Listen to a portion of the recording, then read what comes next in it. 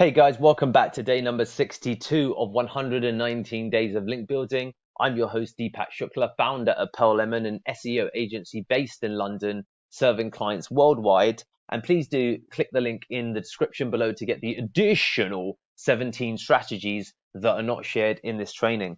And today we're going to be talking about fundamentally controversial PR link building. Okay, so really, people don't often think about this, but if you have a controversial viewpoint, then you can definitely, for example, get press as a consequence of it. So this is, there's different ways that you could achieve this, but one example could be that, I'm someone who hasn't had a vaccine, a COVID vaccine, okay, any, and there's a whole, for example, movement that laughs or frowns or writes about people that are anti-vax.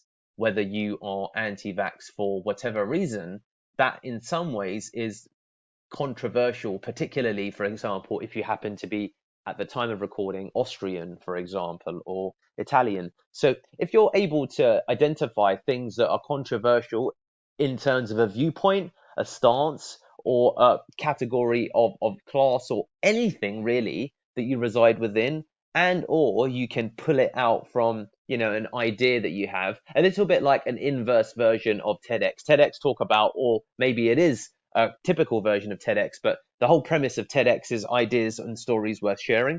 So what is a story that you have that's worth sharing, and what is a story you have that goes against like the norms of what people would expect? So the COVID thing is one thing, and there could be different examples of this that you could really think about. So whether you want to also talk about areas that are controversial, so looking at anything that's either perhaps a taboo or unusual for someone to be speaking of, then that would be something that's also controversial. So one thing that is maybe interesting, Pearl Lemon, this is an example of how we've used it,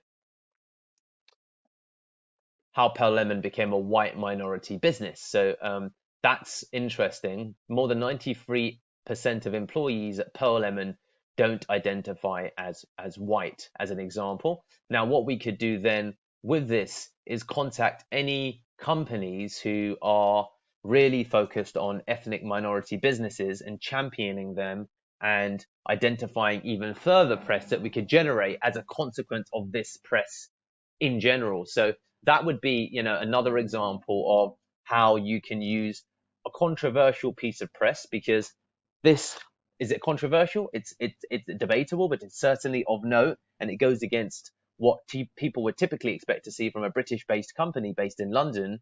And you could use this as leverage to go ahead and get, press in, for example, ethnic minority, you know, uh, I'm going to look at ethnic minority news publications, ethnic minority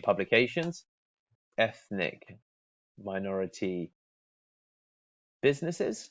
So you could have a look at, for example, any article that relates to these areas and really just reach out to as many peoples as you can and just say, look, if this is something that interests you, we'd love to talk about it and see if we could, work through anything that you want to discuss. So look, there's a bunch of places that you could reach out to, and it would make for very good press. So thinking about, again, ethnic minority publications, ethnic minority media.